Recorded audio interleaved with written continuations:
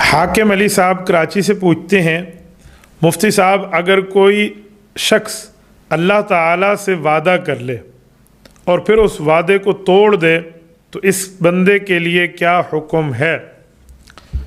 حاکم بھائی، اللہ تعالیٰ سے کیا ہوا وعدہ گویا کہ ایک نظر ہے، ایک قسم ہے، ایک منت ہے۔ جب آپ اس وعدے کو توڑیں گے تو آپ پر قسم کا کفارہ لازم آئے گا۔ قسم کا کفارہ کیا ہے؟ آپ نے 3 روزے رکھنے ہیں یا آپ نے 10 مسکینوں کو 2 ٹائم کا کھانا کھلانا ہے۔ یہ اس قسم توڑنے کا، وعدہ توڑنے کا کفارہ ہے۔ تو جو 10 مسکینوں کو کھانا کھلانا ہے، یہ اکٹھے 10 مسکینوں کو بٹھائیں، دن میں 2 وقت میں انہیں کھانا کھلا دیں تو ٹھیک ہے۔ ایک مسکین کو 10 مسکینوں کا کھانا اگر آپ کھلانا چاہتے ہیں تو روزانہ کی بنیاد پہ اسے 2 ٹائم کا کھانا کھلائیں گے۔ ایک بندے کو 10 کے اکٹھے پیسے آپ نہیں دے سکتے، کیونکہ عشرہ کا لفظ قرآن کریم نے کہا ہے اور عشرہ 10 کو کہتے ہیں، تو 10 پورے کرنے ہوں گے آپ کو۔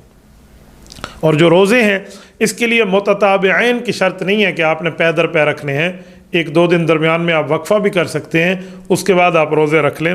تو اس طرح آپ نے اس کا کفارہ ادا کرنا ہے۔ لیکن آپ نے اللہ سے کیا وہ وعدہ توڑ دیا ہے، یہ اچھی بات نہیں ہے۔ ایسا جلد بازی میں وعدہ ہی نہ کیا کریں جو بعد میں توڑنا پڑے۔ یہ تو آپ نے وہی بنا دیا جو کس طرح لوگ فنی طور پہ کہتے ہیں جی وعدے کس کے لیے ہوتے ہیں؟ جی وعدے توڑنے کے لیے ہوتے ہیں۔ بابا وعدے نبھانے کے لیے ہوتے ہیں، وعدے وفا کرنے کے لیے ہوتے ہیں، وعدے توڑنے کے لیے نہیں ہوتے۔ تبھی کہتے ہیں خوشی میں کسی سے وعدہ نہ کرو اور پریشانی میں کوئی فیصلہ نہ کرو۔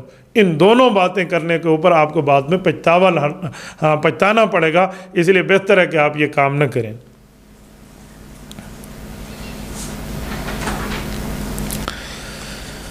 ہماری ایک خاتون ہے، یہ سلام کے بعد پوچھتی ہیں، مفتی صاحب میں چکوال سے ہوں، بچیوں کو اور چھوٹے بچوں کو قرآن کریم پڑھاتی ہوں، شرعی لباس کے متعلق تفصیلی معلومات فراہم کر دیں، بڑا مسئلہ بنتا ہے، جزاکم اللہ تعالی خیراً کثیرا۔ میری بہن، جتنی لمبی آپ نے دعا دی ہے، اے کاش اس سوال کو بھی اتنا مکمل فرما دیتی۔ شرعی لباس آپ کا یا آپ کے سامنے بیٹھنے والی آپ کی کلاس کا؟ آپ کس کا پوچھنا چاہتی ہیں، اپنے بارے میں یا کسی اور کا؟ میں تبھی کہتا ہوں جب سوال لکھیں تو واضح لکھیں تاکہ میں سمجھ پاؤں کہ اس سوال میں کوئی بات تو ہے۔ اب مجھے دونوں کی بات بتانی پڑے گی۔ اگر آپ اپنی بات کرتی ہیں تو شرعی لباس یہی ہے جس سے آپ کی عزت محفوظ ہو، آپ کا سطر ڈھکا ہوا ہو، آپ کی عزت محفوظ ہو۔ آپ صحیح طور پہ بڑا سا دوپٹہ لے کر اپنے گھر میں بیٹھی ہیں، چھوٹے بچے بیٹھے ہیں، چھوٹے بچیاں بیٹھی ہیں، نو ایشو، لیکن آپ سر کو سنبھال کے اور آپ نے جو ہے نا کیا کہتے ہیں 100% پردہ کیا ہوا ہے، اس طرح آپ بیٹھی ہیں تو یہ شرعی لباس ہے۔ باقی بچیوں کے لیے بچوں کا لباس اور بچوں کے لیے بچیوں کا لباس یہ غیر شرعی ہے۔ بچوں کے لیے بچوں کا لباس پہنیں، بچیوں کے لیے بچیوں والا لباس ان کو پہنا ہے۔ تو بعض اوقات ہم ایسا کرتے ہیں، یہ جو بچیوں کی طرح وہ ہار اور ڈیزائن کے کپڑے ہوتے ہیں ہم بیٹوں کو اور بچوں کو پہنا دیتے ہیں۔ حرام نہیں ہے، یہ میں کہہ رہا ہوں حرام ہے، یہ حرام نہیں ہے لیکن مناسب بھی نہیں ہے۔ اگر آپ نے ایسا کیا تو آپ کے بیٹے پر بیٹیوں والے اثرات آئیں گے، یہ آپ ذہن میں رکھنا۔ اس لیے مردوں کو مردوں والے لباس میں رہنا چاہیے، عورتوں کو عورتوں والے لباس میں رہنا چاہیے۔ باقی اگر آپ ڈیٹیل دے دیتی میری بہن تو میں انشاءاللہ تعالیٰ اس ڈیٹیل کے مطابق جواب دیتا، لیکن اب میں نے تو سوال ہی میں لفظ دیکھ رہے ہیں نا، تو جتنے الفاظ آپ نے لکھے ہیں میں نے اس کے مطابق آپ کو جواب دیا ہے۔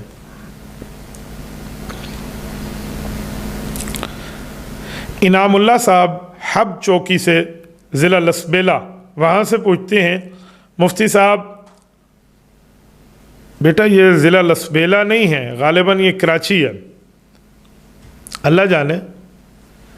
انعام اللہ صاحب، چاندی کی انگوٹھی میں اللہ اور محمد صلی اللہ علیہ وآلہ وسلم کا نام نامی لکھا ہو تو اس کو پہننا کیسا ہے؟ دیکھیں انگوٹھی فی نفسی ہی پہننا جائز ہے مرد کے لیے، لیکن چاندی کی انگوٹھی ہو 4 ماشے سے کم میں پہنے، زیادہ نہ پہنے۔ ہاں نگینے کا جو وزن ہے وہ اس کے علاوہ ہو، لیکن چاندی اتنی ہو، چاندی 4 ماشے سے زیادہ نہ ہو، اس کے اندر بعض علماء نے تو 3.5 ماشے کہہ دیا ہے۔ اور اس کے نگینے پر آپ اللہ کا نام لکھوا دیں، رسول اللہ صلی اللہ علیہ وسلم کا نام لکھوا دیں، کوئی ایشو نہیں ہے، لیکن پھر اس کا خیال کرنا ہوگا آپ کو۔ آپ وہ کھلا ہوا نام خدا اور نام مصطفیٰ واش روم میں لے کر پھر آپ نہیں جائیں گے، یہ آپ نے ذہن میں رکھنا، بس برکت کے لیے پہنی، باقی آپ کو جیب میں رکھنا ہوگا۔ تو بہت سے ایسے معاملات ہیں جس میں آپ کو خیال کرنا ہوگا، لیکن بہتر ہے کہ آپ انگوٹھی نہ ہی پہنیں تو اچھا ہے، صحیح ہے۔ اللہ آپ کو خوش و خرم رکھے۔ رسالت مآب علیہ الصلوۃ والسلام نے جو انگوٹھی مبارک زیبتاً فرمائیے پہنی ہے، اس میں حضور پاک کی اسٹیمپ ہوتی تھی، مہر مبارک ہوتی تھی، آپ علیہ السلام بائی اسٹیمپ پہنتے تھے، ٹھیک ہے۔ تو آج کل اسٹیمپ کی اور ترتیبیں آ گئی ہیں، مہر اور طرح سے بن جاتی ہے، تو اس لیے انگوٹھی پہننا آپ یہ سمجھیں کہ میرے لیے سنت بن گئی، ایسا کچھ بھی نہیں ہے، بس ایک مباح ہے آپ کے لیے، آپ اس بنیاد پہ آپ پہن سکتے ہیں، اس کو سنت موقدہ آپ نہیں کہہ سکتے۔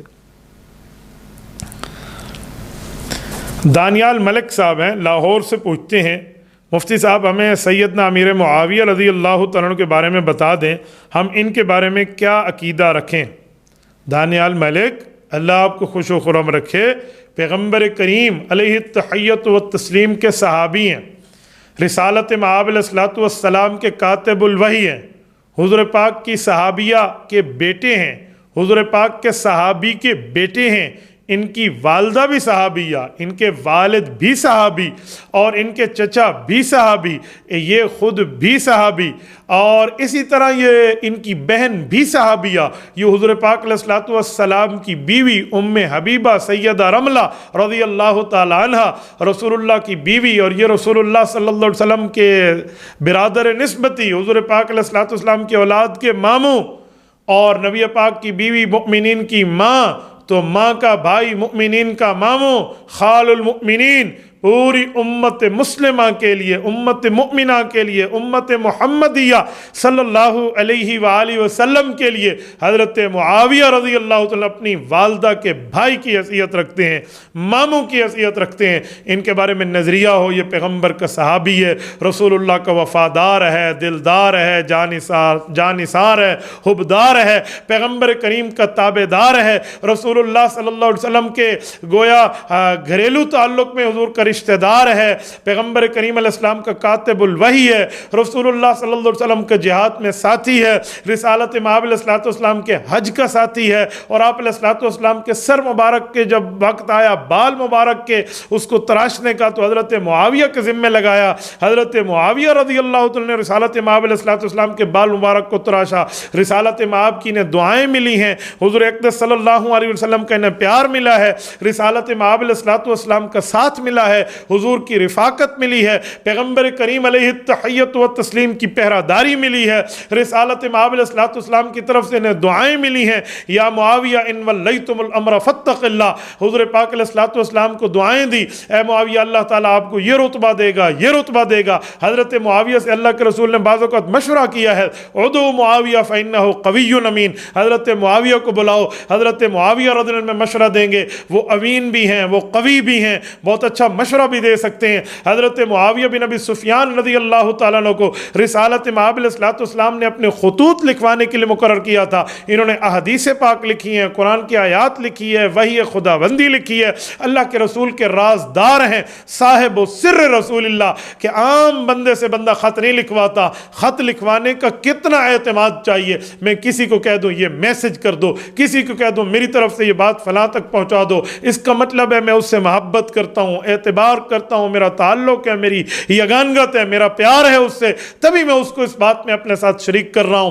حضور اقدس صلی اللہ علیہ وسلم نے ان کو ساتھ شریک کیا ہے، رسالت مآب علیہ الصلوۃ والسلام نے ان کو رازدار بنایا ہے، ان سے رسالت مآب علیہ الصلوۃ والسلام نے بہت بڑا کام لیا ہے، تو اس طرح کے معاملات ان کے حضور پاک علیہ الصلوۃ والسلام کے ساتھ ہیں، رسالت مآب علیہ الصلوۃ والسلام کی توجہ خاص ہے ان پہ، اور یہ عظیم صحابی ہیں حضرت معاویہ رضی اللہ عنہ، کوئی عام بندے نہیں ہیں، یاد رکھیں اصحاب پیغمبر تمام ستارے ہیں، اس لیے کہا جاتا ہے اصحابی کالنجوم، پیغمبر کریم کے صحابہ ستارے ہیں، معاویہ ان میں وہ چمکتا ستارہ ہے، وہ نجم لائم ہے، حضرت معاویہ رضی اللہ عنہ وہ چمکتا سٹار اور صحابی ہے جو تہجد کے وقت علماء نے لکھا ہے معاویہ ستارہ طلوع ہوتا ہے، ستارے تو ویسے ہیں، تو جو معاویہ ستارہ طلوع ہوتا ہے وہ تہجد کے وقت طلوع ہوتا ہے، اور طلوع ہوتا وقت تہجد کا ہے، اس وقت معاویہ طلوع ہوتا ہے، اور معاویہ ہر بندے کو ہضم بھی نہیں ہوتا، جس کے دل میں صحابہ کی محبت ہو، اہل بیت کی محبت ہو، رسول اللہ کا پیار ہو،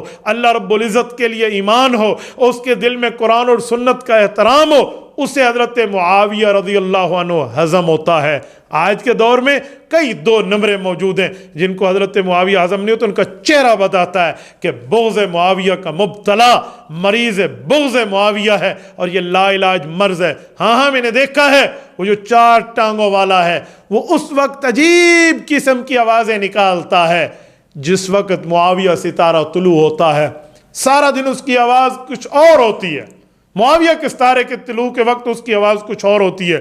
اگر آپ کو اندازہ نہیں ہے، آپ اپنے گھر میں اپنی بوڑھی خواتین سے پوچھ لیجئے، اپنے ابا جان، اپنے نانا جان، اپنے دادا جان، اپنے چاچو جان سے پوچھ لیجئے کہ مجھے بتائیں یہ جو کتا ہے سارا دن تو بھونکتا ہے لیکن یہ تہجد کے وقت روڑیاں کیوں دیتا ہے؟ ہمارے یہاں سے کہتے ہیں اروڑی ڈیوڑا، تو یہ اروڑی اس وقت اس کی آواز کیوں بدل جاتی ہے؟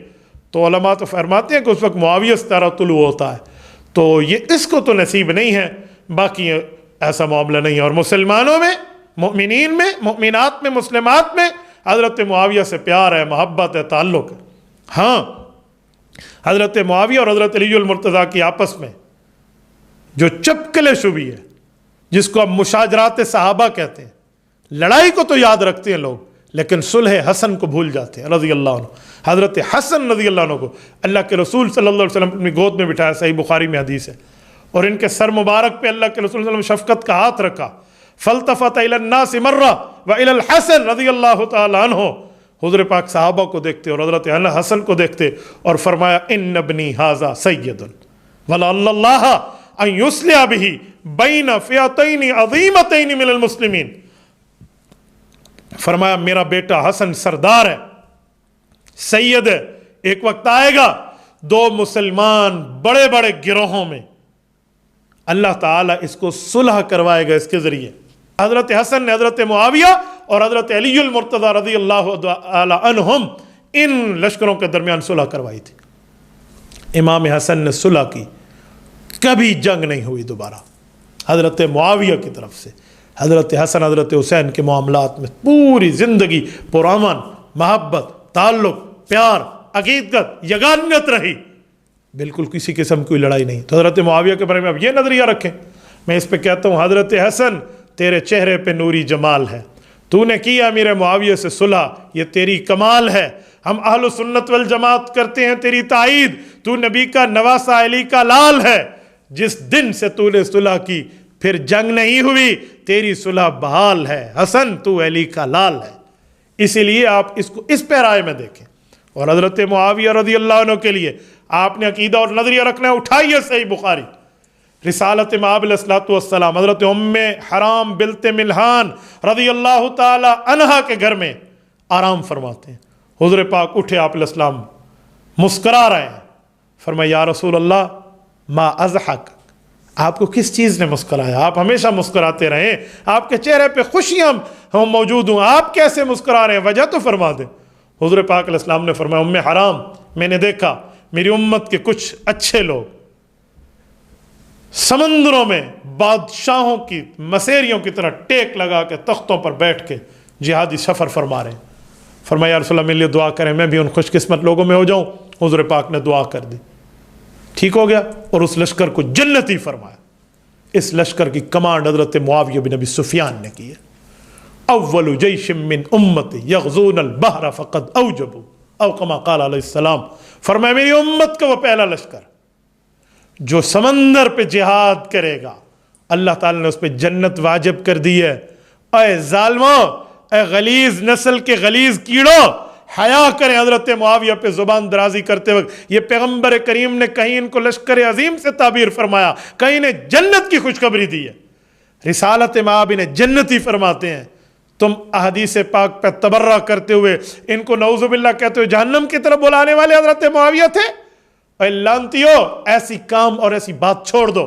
یقین مانے یہاں پہ پہنچتا ہوں نا، میرے بعض اوقات جذبات اس طرح ہو جاتے ہیں کہ میں ان بندوں کو گھر سے جانتا ہوں، ان کے معاملات کیا ہیں۔ حضرت معاویہ پہ تبرہ بازی کرنے، اور جی فلاں فلاں اے فلاں، یہ بھی صحیح بخاری ہے، حدیث پاک ہے، حضور پاک نے جنت واجب ہونے کی خوشخبری فرمائی ہے، اور حضرت معاویہ بن ابی سفیان رضی اللہ تعالیٰ کی بات ہے۔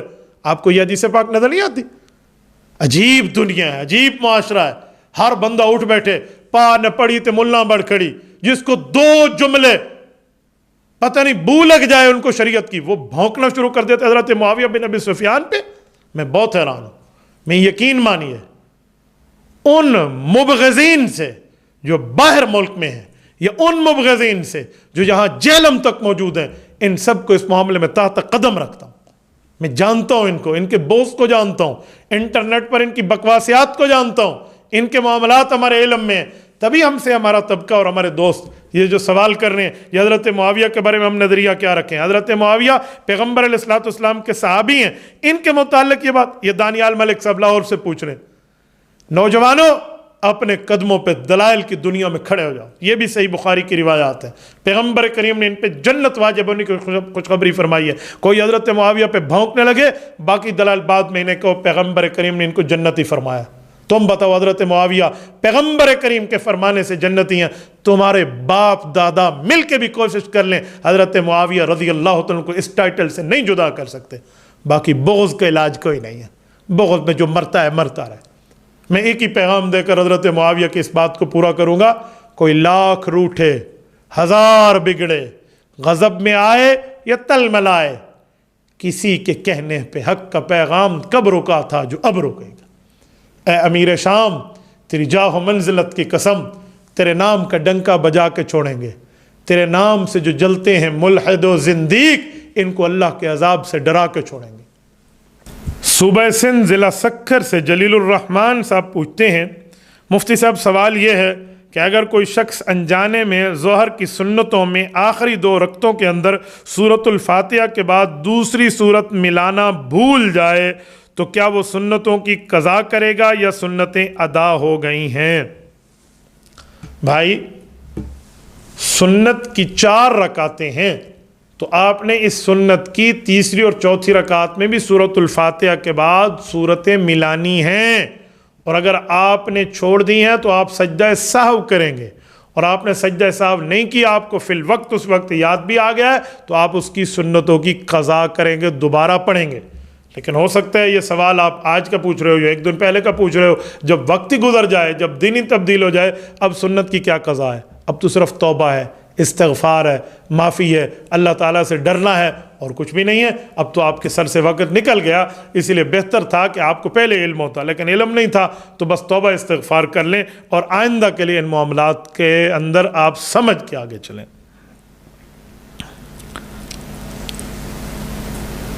محمد اشرف صاحب ہرنولی سے پوچھتے ہیں، مفتی صاحب ایک ہندو دوست آیا، اس کا کاروبار بالکل کپڑے کا سلو تھا، وہ کہتا ہے جی مجھے کوئی تعویذ بنا کے لکھ دو، میں اپنی دکان میں لگا دوں گا، تو میں اس کو یہ تعویذ دے رہا ہوں، کیا میرا دینا جائز ہے؟ اور اس تعویذ پر اگر اس سے میں کچھ پیسے لے لوں تو کیا میرے لیے جائز ہے؟ اشرف صاحب یہ جو تعویذ کا مسئلہ ہے ذرا غور سے سمجھیے۔ حدیث پاک کے مطابق تمیمہ حرام ہے۔ تمیمے کا مطلب وہ کاغذ کا ٹکڑا بطور تعویذ دو جس میں بت سے، غیر اللہ سے مدد مانگی جائے، یہ حرام ہے، ناجائز ہے، گناہ ہے، بالکل غلط ہے۔ لیکن اگر کوئی تعویذ لکھتا ہے قرآن کریم، احادیث پاک، اللہ رسول کی بات، اور اس کا تجربہ ہے کہ یہ لکھنے سے اپنے پاس رکھ لوں گا، دکان میں رکھ لوں گا، آیت لکھ کر، حدیث لکھ کر، قرآن کریم لکھ کر، اللہ کا نام لکھ کر تو برکات ہوں گی، تو اس طرح کی تعویذ کا تجربے کی بنیاد پہ جائز ہونا آتا ہے۔ تجربہ ہے لوگوں کا تو جائز ہے، کوئی منع نہیں ہے، کیونکہ تعویذ کوئی آخرت کے لیے نہیں لیتا کہ میں قبر کے عذاب سے بچ جاؤں، جی مجھے تعویذ دے دیں، اجی میں آخرت میں عذاب سے بچ جاؤں۔ کوئی تعویذ ہوتا ہے دنیا کا، تو یہ گویا علاج ہے، جیسے میڈیکل اسٹور سے یا ڈاکٹر سے گولی لینا علاج ہے، دوائی کے لیے ٹیبلٹ وغیرہ کے طور پہ کوئی چیز لینا، تو یہ بھی ایک علاج ہے۔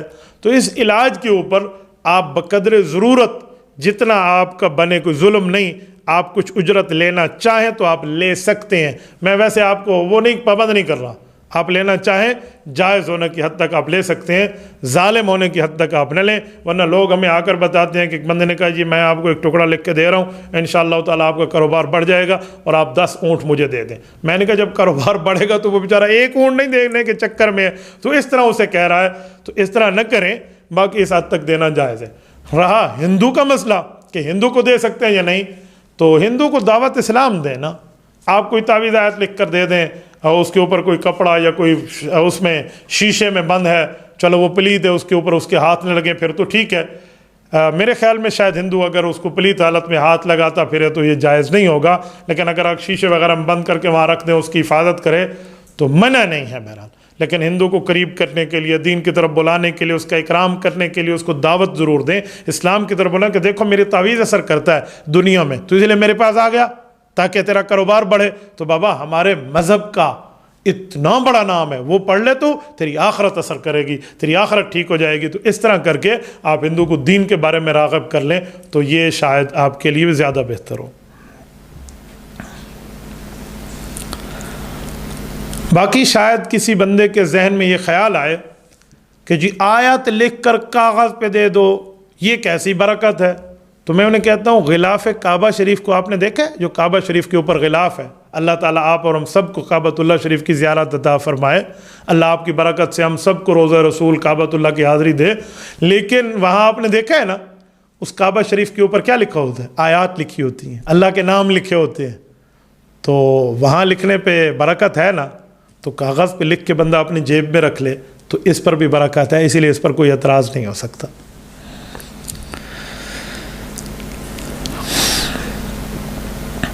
یہ انعام اللہ صاحب ہب چوکی سے پوچھ رہے ہیں، اگر کوئی بندہ دکان کھولے تو تجارت میں اپنے لیے کتنے فیصد منافع یعنی اپنا پروفٹ رکھ سکتا ہے؟ بھائی انعام اللہ، اس کے لیے کوئی فیصد شریعت کی کتابوں میں ہمارے سامنے صراحتاً پڑھنے میں نظر نہیں آئی کہ اتنے فیصد لے سکتے، اس طرح مقرر کسی فقہا میں سے کسی فقیہ نے نہیں کیا، اور نہ حدیث پاک میں اتنی ترتیب کی تعیین موجود ہے کہ ایگزیکٹلی میں آپ کو فیگر دے دوں، ایسا نہیں ہے۔ ہاں یہ ہے کہ تاجر آدمی کو چاہیے اپنی تجارت اللہ کی رضا کے لیے کرے، حلال کے کمانے کے لیے کرے، اپنے بچوں کو حلال کھلانے کے لیے کرے، اور اتنا منافع رکھے جس کو ظلماً منافع نہیں کہتے، ظالم نہ بنے۔ وہ ظالم نہ بنے والا منافع کیسے ہوگا؟ عام طور پہ جو ریٹ چل رہا ہو بازار کا ریٹ، اس حساب کے حوالے سے لے کر چلے تو یہ زیادہ اس کے لیے بہتر ہے۔ اتنا زیادہ منافع نہ لے کہ اس آدمی کو پتہ نہیں ہے چلو آج اس کی تو جیب میں کاٹ لوں، اس سے اتنا دے دوں، کسی کو اتنا دے دوں، یوں نہ کرے۔ یوں کرے گا تو اس کی برکات اٹھنا شروع ہو جائیں گی۔ شیخ الفیض صاحب پوچھتے ہیں، مفتی صاحب بیوی کے شر سے بچنے کے لیے کیا کریں؟ بیوی زندگی کی مشکلات میں ہمارا ساتھ نہیں دیتی۔ شیخ الفیض، خدا تجھے حج پہ لے جائے۔ اچھا تو فیض کا شیخ ہے، تیرا فیض تیری بیوی پر نہیں جا رہا؟ خدا آپ کو حج پہ لے جائے، اللہ تعالیٰ آپ کو سلامت با کرامت رکھے۔ آپ کو پتہ ہے یہ تو بڑے بڑے عاملین کے پاس ان چیزوں کا علاج نہیں ہے، وہ بھی اپنے اوپر لکھتے ہیں محبوب آپ کے قدموں میں، آ جاؤ ہمارے پاس تعویذ لینے۔ وہ یہ نہیں کہتے بیوی آپ کے قدموں پہ، ہمارے پاس آ جاؤ۔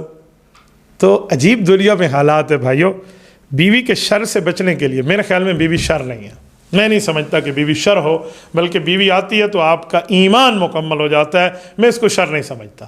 ہاں شاید بد زبانی کی بات ہو یا کچھ اس طرح کے معاملات ہوں تو آپ اس کو سمجھائیں نا، سمجھانے میں کیا حرج ہے؟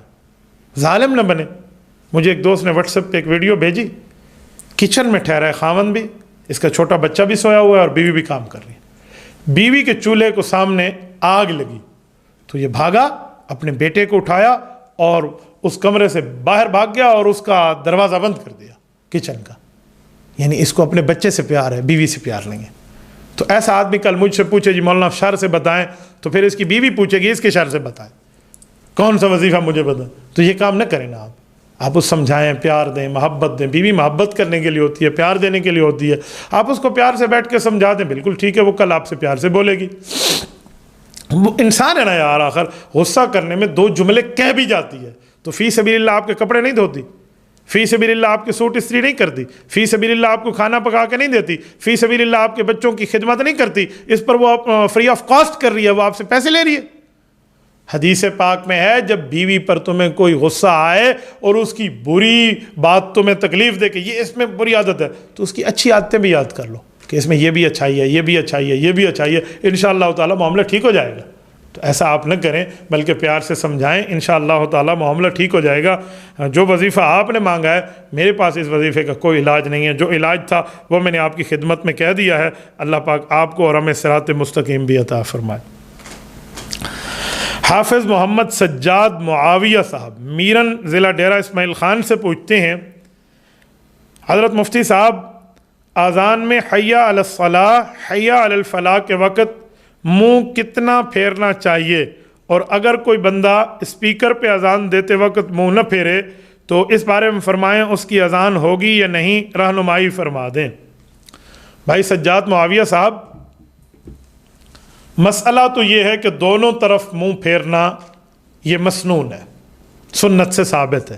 آپ علیہ الصلوۃ والسلام کے سامنے صحابہ کرام نے اذانیں دی ہیں، دائیں بھی پھیرا ہے مکمل ایسے پورا منہ پھیرا ہے، ٹھیک ہو گیا، سائڈ نہیں پھیری، اور بائیں بھی پھیرا ہے، یہ الصلاۃ یا الفلاح کے وقت۔ اس کی کئی وجہ ہیں، ایک وجہ تو ہے بس سنت ہے، آپ عمل کر لیں۔ بعض علماء کرام فرماتے ہیں اس کی وجہ یہ ہے کہ دور تک ذرا اس طرف بھی اذان کی آواز میں یہ لفظ چلا جائے کہ نماز کے لیے آؤ، کامیابی کے لیے آؤ، اسی لیے منہ پھیرا جاتا ہے، اسی لیے کانوں میں انگلیاں بھی ڈالی جاتی ہیں۔ مسئلہ تو یہ ہے ایسے ہی کرنا چاہیے، اور اگر کوئی نہ پھیرے تو اس بارے میں مسئلہ نہیں بتا رہا، یہ ذرا ذہن میں رکھ لیں۔ بعض لوگ سمجھتے ہیں کہ اس پر میں اپنا مسئلہ بتا رہا ہوں، بابا میں اپنی رائے دے رہا ہوں، اس پر علماء کرام کو خدمت میں بھی میں نے کئی بار رائے پیش کی ہے، یہ میری رائے ہے، فتویٰ نہیں ہے، کہ اذان اگر آپ اسپیکر پہ دے رہے ہیں نا تو اسپیکر پہ اذان دیتے وقت آپ منہ نہ پھیریں، یا پھیریں تو تھوڑا سا پھیریں، سنت پہ بھی عمل ہو جائے، کیونکہ سنت میں وجہ یہ تھی کہ دور تک آواز جائے۔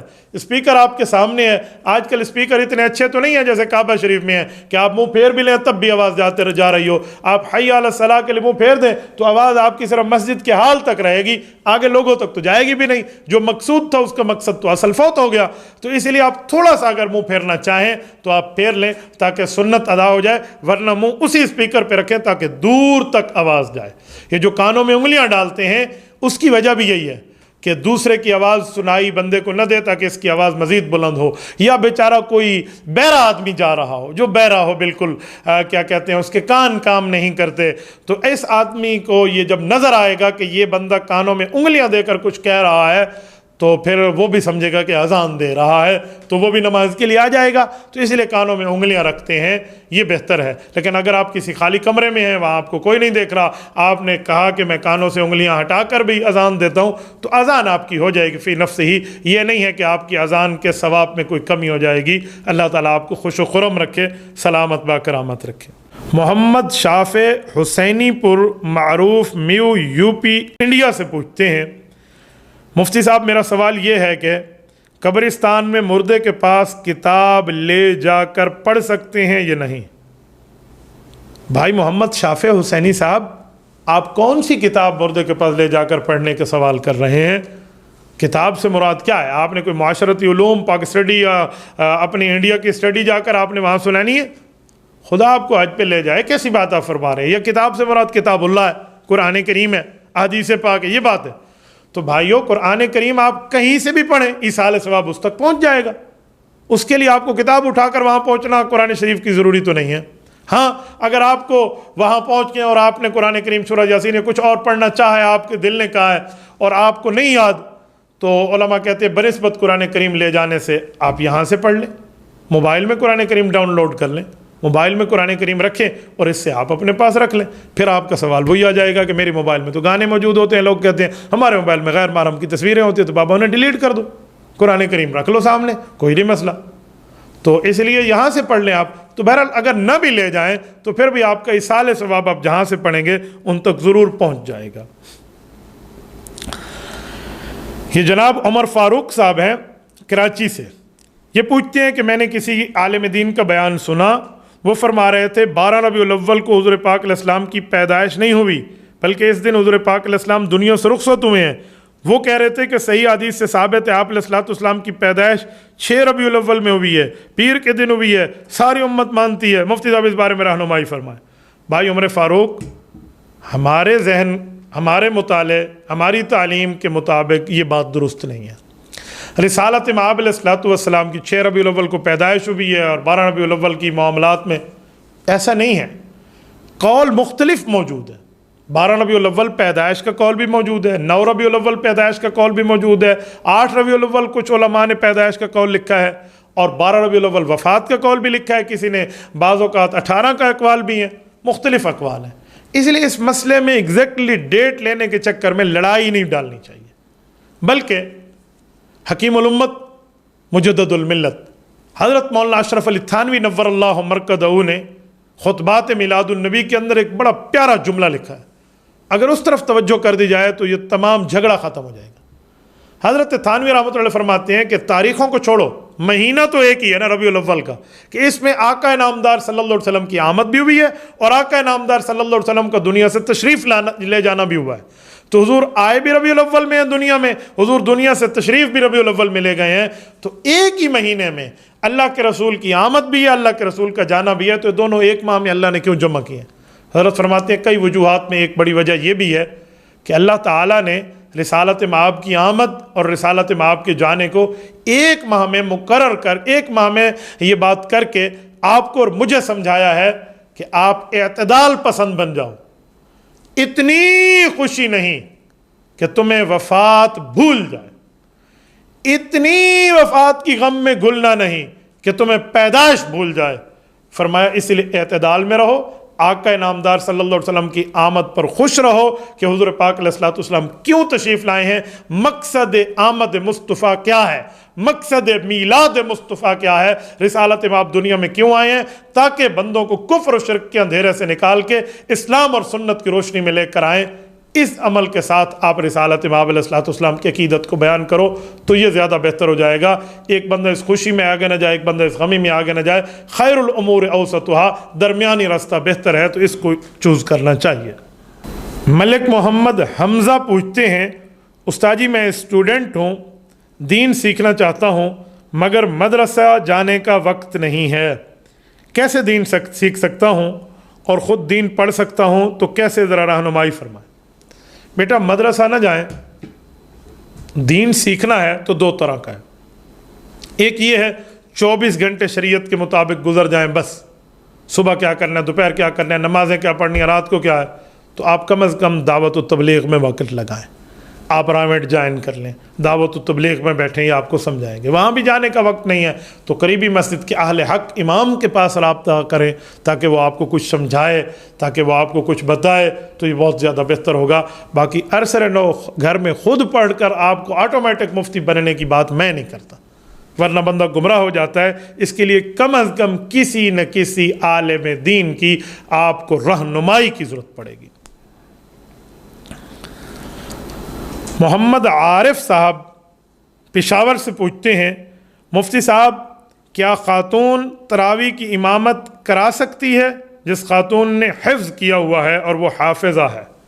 بھائی محمد عارف ماشاءاللہ بہت بہتر، ایک بچی نے قرآن کریم کو حفظ کیا ہے، خاتون نے حفظ کیا ہے، اس کو سلام پیش ہے، خراج عقیدت پیش ہے، لیکن وہ تراویح کی امامت کرے، اس کے پیچھے خواتین ٹھہریں، چھوٹے بچے ٹھہریں، یہ شریعت اجازت نہیں دیتی۔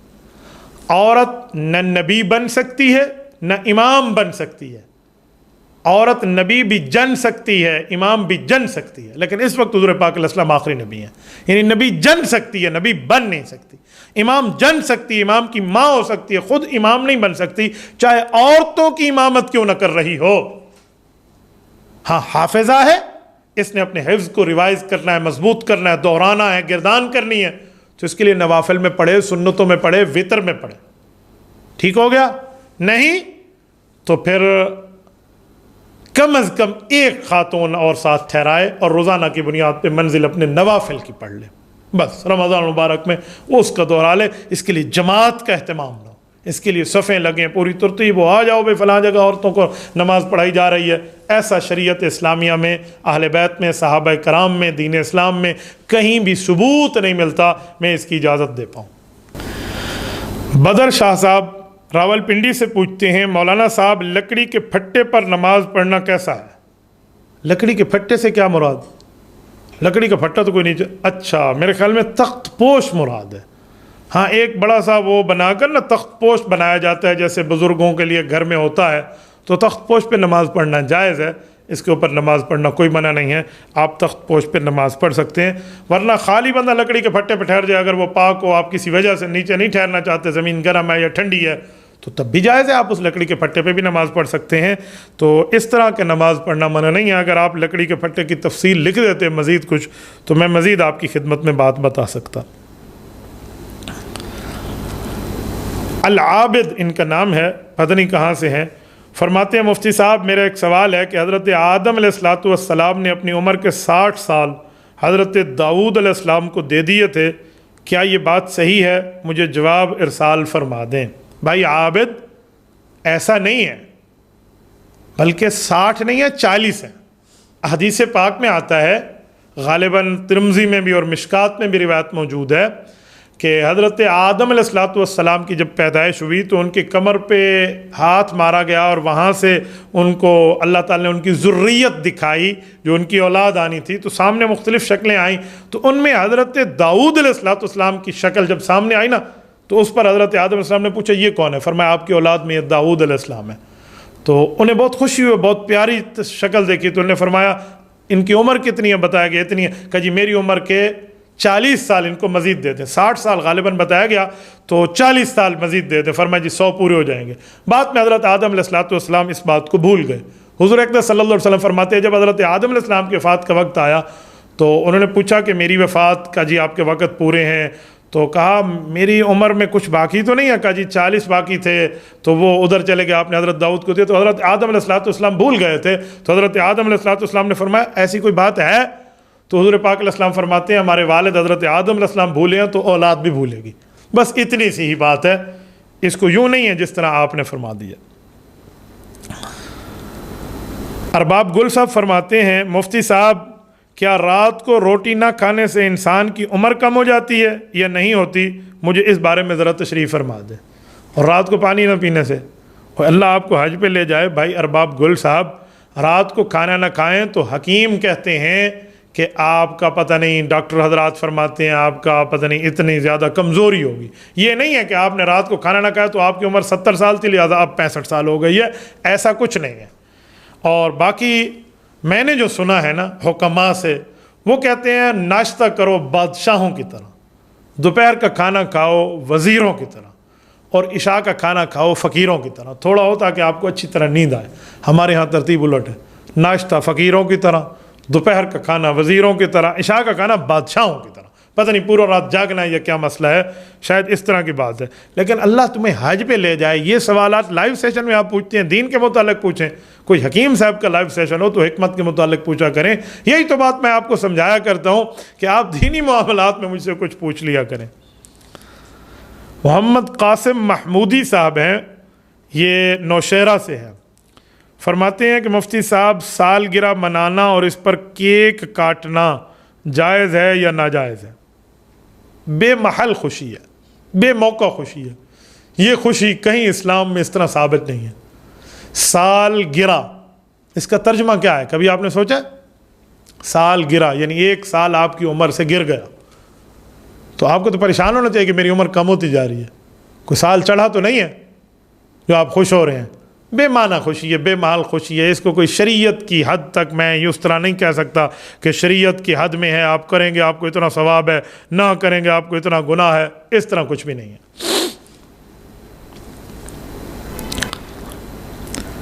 محمد صدیق صاحب پوچھتے ہیں السلام علیکم مفتی صاحب، اپنا رنگ گورا کرنے کے لیے کریمیں لگانا یا رنگ گورا کرنے کے انجیکشن لگوانا کیسا ہے؟ خیر ہے، اللہ آپ کو سلامت رکھے۔ رنگ گورا کرنے کے لیے میرے خیال میں کریمیں تو سنی تھی، انجیکشن میں نے نہیں سنا۔ آج کل شاید انجیکشن آ گیا ہو، تو بہرحال فی نفس ہی کوئی منع نہیں ہے، کریم بھی آپ لگا سکتے ہیں، نو ایشو، اچھی بات ہے۔ اپنے آپ کو بندہ خوبصورت کرے تو خوبصورتی اللہ کو بھی پسند ہے، اور اس کے لیے انجیکشن ہو تو ڈاکٹر حضرات سے مشورہ کر لیں گے، اس سے رنگ آپ کا اچھا رہے گا، صحت آپ کی اچھی رہے گی، تو کوئی مسئلہ نہیں ہے، انشاءاللہ تعالیٰ ٹھیک ہو جائے گا۔ لیکن یہ بھی دیکھیں کہ وہ رنگ ہمیشہ اس پہ گورا رہتا ہے یا ہر 10 دن بعد ایک انجیکشن ٹھکوانا پڑتا ہے۔ یہ نہ ہو کہ آپ رنگ گورا کر کے انجیکشن لگوا لیں، اور بہت اچھا رنگ گورا کرنے کے لیے انجیکشن لگوا لیں اور اس کے بعد رشتہ بھیج دیں، اور اگلے آپ کو اس لیے پسند کر لیں ماشاءاللہ چٹا بگا بھورا ہے، اور اس کے 10 دن بعد آپ کا سارا اصل چیز سامنے آ جائے، اب تو مرد ہے نا، وہ وہاں تو تھا کہ دلہن نے میک اپ دھویا اور دلہا رویا، تو اب یہاں الٹ ہو جائے کہ وہ دلہن بیچاری پریشان ہو جائے، بھئی اے پتہ نہیں میرا خاوند ہے یا نہیں، کوئی اور تو نہیں. تو اس طرح کچھ نہ ہو، دھوکہ دینے کے زمرے میں آتا ہے. ہاں اگر مستقل طور پہ ایسا ہے تو پھر آپ اس ترتیب کو سامنے دیکھ لیا کریں، ورنہ عجیب دنیا ہے، عجیب لوگ غلط اس پہ کوئی کمنٹ کرتا ہے. کوئی کیا کہتے ہیں رنگ کے چکر میں، کچھ لوگ کہتے ہیں جی وزن بتائیں عورتوں کا تو اتنا ہے، میک اپ کر کے دیکھیں تو وزن اتنا بڑھ گیا ہے. پتہ نہیں، میں تو ایک بندے سے عجیب بات سن رہا تھا کہ جی اسرائیل علیہ السلام نے صبح ان کو دیکھا، اپنی ٹیم کو کہا جی اس کی روح نکالنی ہے، رات کو اس کا میک اپ اتر گیا، جب وہ فرشتے آئے تو کہتے ہیں کس کی قبر، کس کی میت پہ آ گیا. ایسا کچھ نہیں ہے بھائی، شریعت میں ایسا نہیں ہے، شریعت میں اس کی پوری ترتیب لے کر آتے ہیں. تو آپ ان چکروں میں نہ پڑ جائیں. باقی فی نفس ہی کوئی منع بھی نہیں ہے اور حرمت کے معاملات نہیں، لیکن ڈاکٹر سے پوچھ لیں کہیں سائیڈ ایفیکٹ نہ ہو جائے، کہیں آپ کے معاملات اور خراب نہ ہو جائے. عام طور پہ یہاں لوگوں کے اس طرح معاملات خراب ہو جاتے ہیں. محمد زاہد صاحب ڈیرہ اسماعیل خان سے پوچھتے ہیں، مفتی صاحب آج کل شادیوں پہ یہ رواج چل رہا ہے کہ جب دولہے والے بارات لینے آتے ہیں تو دولہے سے زبردستی پیسے لے لیے جاتے ہیں اور پھر ان پیسوں سے بعد میں دعوت کا بڑے زور و شور سے اہتمام کیا جاتا ہے. جو احبا اور دوست اس پیسہ کھینچنے کے چکر میں ہوتے ہیں تو وہ لے لیتے ہیں اور بعد میں دعوت کرتے ہیں تو کھاتے ہیں، یہ سب اس میں شریک ہوتے ہیں.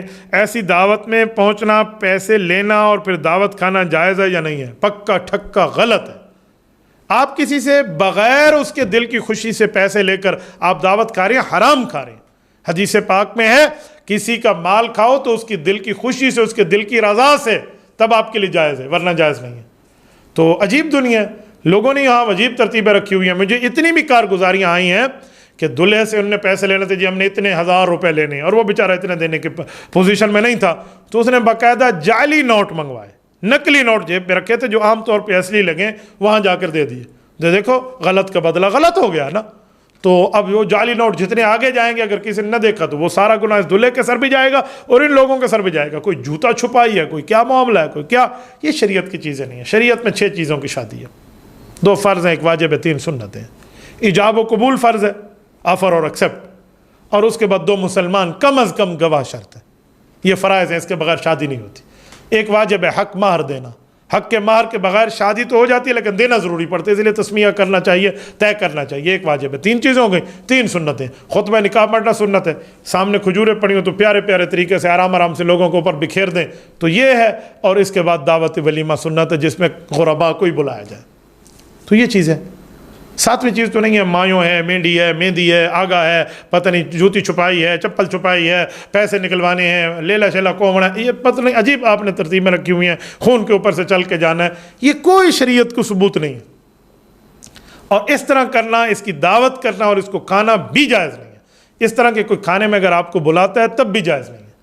ورنہ میں نے ایک جگہ دیکھا، ہمارے پنجاب کا ایک کلپ مجھے کسی نے واٹس ایپ کیا تو انہوں نے کہا جی ہمیں آپ نے پیسے دینے ہیں. دولہے کو پکڑ لیا، انہوں نے کہا جی کتنا؟ انہوں نے کہا 50,000. اس نے کہا اچھا 50 کو 50 کہتے ہیں نا، تو 50,000 پنجابی میں. تو اس نے کہا جی ٹھیک. اس نے جیب سے 50 نکالا، اس نے کہا ویکھو کنے نے؟ انہوں نے کہا جی 50. پھر اس نے 1000 کا نوٹ کہا کنے نے؟ کہا جی 1000 کا. ہو گیا 50,000. چلو 1050 دے کے اس نے 50,000 بنا لیا. تو اس طرح کے ساتھ پھر اس طرح ملتے ہیں. تو یہ چیزیں نہیں ہونی چاہیے، اس کو صحیح ترتیب. پتہ نہیں آپ کن جیسی شادیوں کے، میرے الحمدللہ کئی شادیاں، مجھے تو کسی شادی میں اس طرح کے چکر نہیں دیکھنے پڑے، نہ مجھے معلومات ہے، نہ میری کسی شادی میں اس طرح کے معاملات ہوئے ہیں. میری الحمدللہ 7 بہنیں، ہم نے کسی شادی میں اس طرح کے معاملات نہیں کیے، نہ ہمارے ساتھ ایسے ہوا ہے.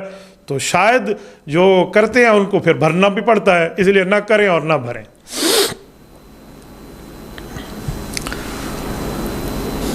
دوست محمد صاحب یہ بھی ڈیرہ اسماعیل خان سے پوچھتے ہیں کہ دوران نماز اگر کوئی بندہ ایسا آ جائے جس نے پیاز کھائے ہوئے ہوں اور اس کی منہ سے بدبو آ رہی ہو، ساتھ کھڑا ہوا آدمی بہت برا محسوس کر رہا ہو، اس کی طبیعت بوجھل ہو رہی ہو اور اس سے برداشت نہ ہو رہا ہو، تو کیا ایسا آدمی اپنے منہ پر کوئی رومال یا کپڑا وغیرہ رکھ سکتا ہے یا نماز توڑ کے پچھلی صف میں چلا جائے؟ رہنمائی فرمائیں. بھائی پیاز کھا کے یا اس طرح بو والی چیزیں کھا کے، کچا پیاز، یہ آپ مسجد نہیں آ سکتے. آپ آئیں گے تو گناہ ہوگا. آپ بو کے ساتھ فرشتے بھی تکلیف میں ہوں گے، بندے بھی تکلیف میں ہوں گے. اور اگر واقعی ایسا ہی کوئی پرابلم ہے تو ماسک کی حد تک تو گنجائش ہے. باقی تھوڑا سا آپ برداشت کر لیں، توڑ کے آپ پیچھے کیوں جاتے ہیں؟ نماز نہیں توڑنی چاہیے. لیکن اگر آپ سے 100% برداشت بالکل آپ ٹھہر ہی نہیں سکتے تو مجبوری میں پھر نماز توڑ کے بندہ ہٹ آئے، بعد میں اپنی نماز کی قضا کرے. لیکن ایسی سچویشن بہت کم آتی ہے. لوگوں کو اس پہ تھوڑا خیال کرنا چاہیے، معاملات کو دیکھنے چاہیے. بعض اوقات میں نے دیکھا ہے مسجد میں اے سی چل رہا ہوتا ہے، یا مسجد میں ہیٹر، آج کل یہ جو انویلٹر ہیں یہ جو چل رہے ہوتے ہیں، تو یہ جو فضا ہوتی ہے پورے کمرے میں وہ ان کی گردش کر رہی ہوتی ہے. یہ آئے اور انہوں نے جوتیاں اتاری اور اس کے بعد ماشاءاللہ جو جرابیں ہیں نا، کمال ہے یار اس جرابوں کی، اس کی سمیل پوری مسجد میں گھوم گئی. تو اس لیے بہتر ہے کہ آپ اپنی جرابیں بھی اتار دیں. کچھ ایسی چیزیں ہوتی ہیں نا، یقین مانے اس سے شیطان بھی شاید پناہ مانگ جاتا ہو، اتنی عجیب سمیل ہوتی ہے. میں کل ایک بات پڑھ رہا تھا، مجھے ایک دوست نے شاید واٹس ایپ پہ بھیجا، ہاں وہ کہہ رہے تھے کہ ایک باپ تھا وہ ہر وقت اپنے بچوں کو ٹنڈے ہی کھلاتا تھا، ٹنڈے کھاؤ ٹنڈے کھاؤ ٹنڈے کھاؤ. بچے تنگ آ گئے کہ ابا ٹنڈے کے علاوہ بھی دنیا میں کوئی سبزی ہے تو وہ کھلا لے. نہیں پتر یہ کھو سے کھا، وہ ٹنڈے کھلا رہا تھا. تو ایک دن بچے آ کر سامنے بیٹھے اور بچے نے یوں کھانا شروع کیا. اب باپ اس پر روب جھاڑ رہا ہے، بسم اللہ نہیں پڑھتے. اب اس نے پڑھی تو تھی، آہستہ پڑھی تھی، لیکن باپ کو چھیڑنے کے لیے جواب دینے کا، کیوں بسم اللہ پڑھوں؟ باپ نے کہا تو بسم اللہ نہیں پڑھے گا تیرے ساتھ شیطان کھائے گا. اس نے کہا ابا مجھ سے قسم اٹھوا لے، شیطان بھی ٹنڈے کھا کے تھک گیا ہوگا، وہ نہیں کھائے گا آج. لیکن بات تو ایسی ٹھیک تھی کہ وہاں سے برکت اٹھ جاتی ہے. تو عجیب دنیا میں معاملہ ہو جاتا ہے. تو یہاں اس طرح کی چیزیں آج کل جو شروع ہو جاتی ہیں نا، تو اس معاملات سے، اس طرح بو کی ترتیبوں سے بچنا چاہیے تاکہ اس میں کہیں دوسرے دوستوں کو تکلیف نہ ہو. یہ ایک دوست پوچھتے ہیں مفتی صاحب نیا سال شروع ہو رہا ہے تو نیا سال منانا، ہیپی نیو ایئر اور ان کی مبارکبادیں دینا یہ کیسا ہے؟ یہ ذہن میں رکھ لیں کہ نیا سال منانا اور ہیپی نیو ایئر کی تقاریب میں جانا یہ ہماری روایت نہیں ہے. یہ مغرب اور مشرق کے معاملات کا فرق ہے. یہ مغربی انگریزوں سے متاثر لوگوں کی روایات ہے.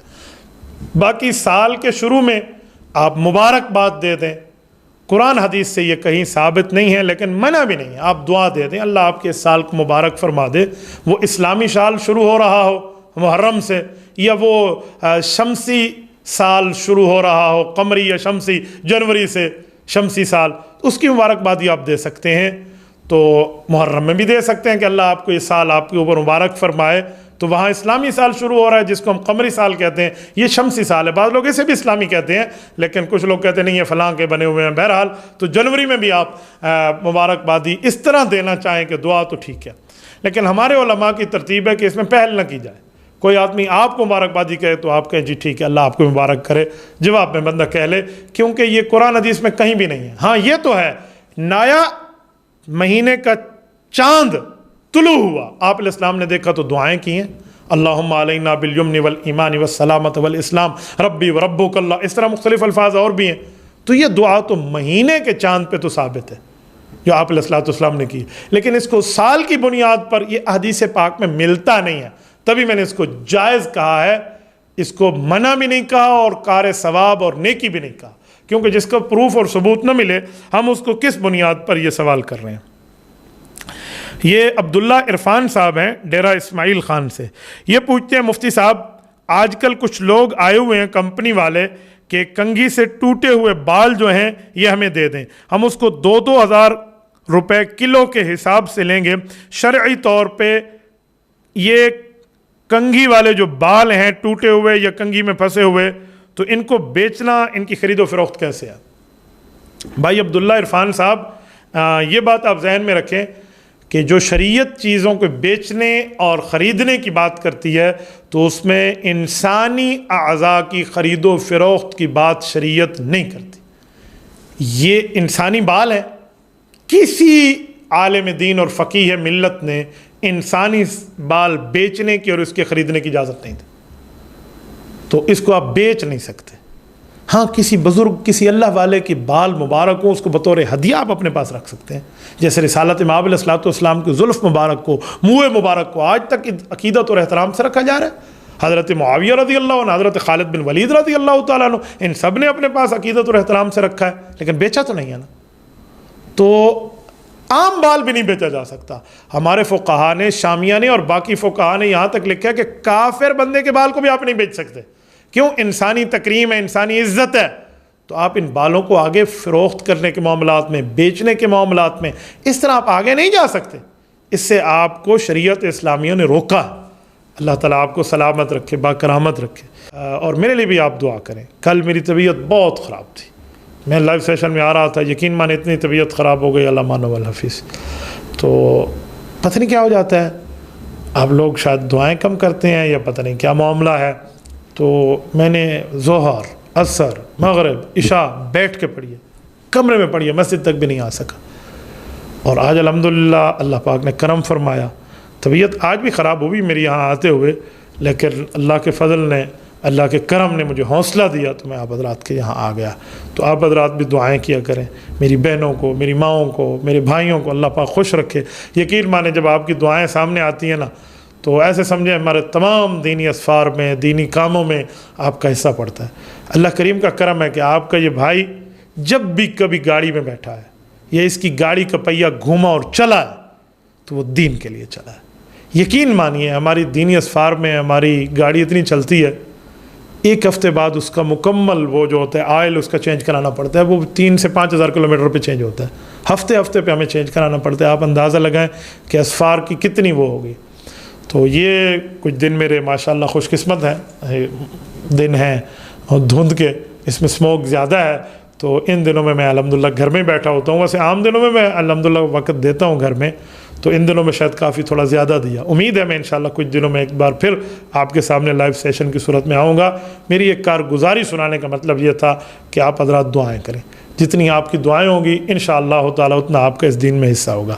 باقی میں بیمار ہوں یا میں تندرست ہوں یا میں سفر پہ ہوں یا میں گھر میں ہوں، رسول اللہ کا دشمن، اللہ کا دشمن، صحابہ کا دشمن، اہل بیت کا دشمن، علماء، فقہاء، اولیاء، اتقیاء، اصفیاء کا دشمن یہ بھول جائے کہ میری بیماری ہے تو ہم نے آپ کا تعاقب نہیں کرنا. ہم موجود ہیں، ہم ورنہ ہماری دینی، دنیاوی اور ہماری نسبی نسلیں انشاءاللہ تعالی آپ کے گردن پہ پاؤں رکھ کے جئیں گی. یہ بات آپ ذہن میں رکھیں انشاءاللہ.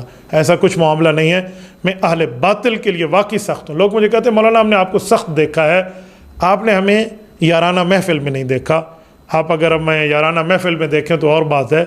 ہو ہلکا یاراں تو بر ریشم کی طرح نرم، ہو رزم حق و باطل تو فولاد ہے مومن. علامہ اقبال رحمہ اللہ نے ہمیں یہی سمجھایا ہے. یہ ہمارا محاذ ہے، اس محاذ پہ آپ نے ہمیں لڑتے دیکھا ہے، تو اس لیے سختی اور نرمی دونوں پہلو ہمیں رکھنے پڑتے ہیں. تو اہل باطل اگر کہتے ہیں سخت ہے فلاں ہے فلاں، تو بہت اچھا ہے، بہت اچھا ہے ماشاءاللہ، کوئی نہیں مسئلہ. باقی ہم دین اسلام کے لیے جب تک رب نے قوت رکھی ہے اور اس جان میں دھڑکنے والا خون ہے، انشاءاللہ تعالی دین اسلام پہ پہرا جاری رہے گا. اللہ پاک آپ کو اور ہمیں صراط مستقیم پہ رکھے. جزاکم اللہ تعالی.